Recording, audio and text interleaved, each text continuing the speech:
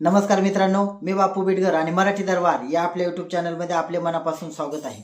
तर बघा, ई पीक पाहणी शासनाने वेळोवेळी ई पीक पाहणी करा म्हणून अशा प्रकारचं वेळोवेळी आवाहन केलेलं होतं आणि याच्यापासून देखील बरेच शेतकरी आता वंचित राहिलेले आपल्याला दिसून येत आहेत। आता याच्यामध्ये आपण पाहिलं तर खरीप हंगाम 2025 मध्ये ई पीक पाहणीचं महत्त्व बऱ्याच मोठ्या प्रमाणामध्ये शेतकऱ्याला समजलेलं आहे। कारण खरीप हंगाम 2025 ला राज्यात मोठ्या प्रमाणामध्ये अतिवृष्टी असेल, याच्यासारखं मोठं महापूर असेल, याच्यासारखं मोठ्या संकटांनी महाराष्ट्र व्यापलेला होता आणि त्यातच त्याच्यासाठी पीक विमे देखील मंजूर झालेले होते। मग आता याच्यासाठी शासनाने अट काय काढली होती की प्रत्येक शेतकऱ्याचं ई पीक पाहणीची नोंद असणं हे गरजेचं आहे आणि त्याचाच परिणाम म्हणून शेतकऱ्यांना ई पीक पाहणी हे करण्यासाठी ऑफलाईन पद्धतीची देखील शेवटचा पर्याय म्हणून ऑफलाईन पद्धतीचं अट ठेवलेली होती आणि याच्यामध्ये बऱ्याच शेतकऱ्यांनी ऑफलाईन पद्धतीने देखील आपली ई पीक पाहणी करून घेतली।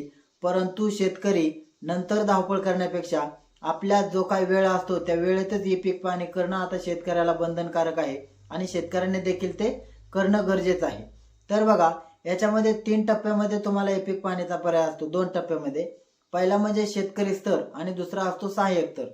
मग आता रब्बी हंगाम 2025 ची जी काय ई पीक पाहणी आहे ती चालू झालेली होती। त्यावेळेस देखील आपण आवाहन केलेलं होतं की प्रत्येक शेतकऱ्यांनी आपली रब्बी हंगामाची ई पीक पाहणी करून घ्यायची आहे।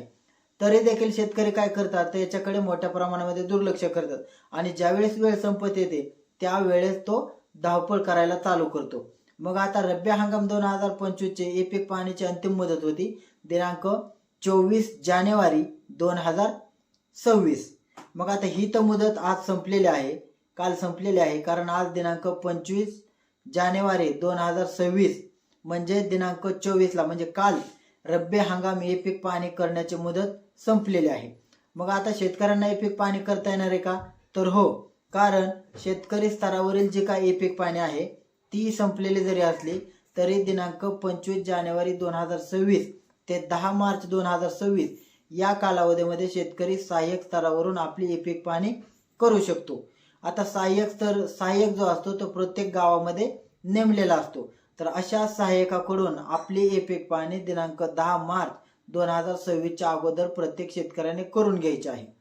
त्याच्यामुळे आता याच्यामध्ये जर कोणी पीक विमा भरलेला असेल तर पीक विम्याला सुद्धा तुम्हाला अडचण येऊ शकते। त्याच्यामुळे शेतकऱ्यांनी इथून पुढे देखील हे लक्षात ठेवायचे की पहिलं शेतकरी स्तर असतो त्याच्यामध्ये जवळपास 1 ते 1.5 महिन्याचा कालावधी असतो आणि त्या वेळेतच प्रत्येक शेतकऱ्याने आपापली ई पीक पाहणी करून घ्यायची आहे की जेणेकरून नंतर सहाय्यकाच्या पाठीमागे तुम्हाला लागण्याची गरज नाही।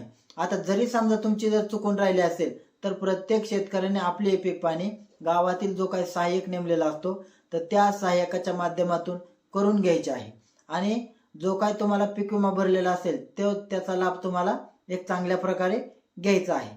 धन्यवाद।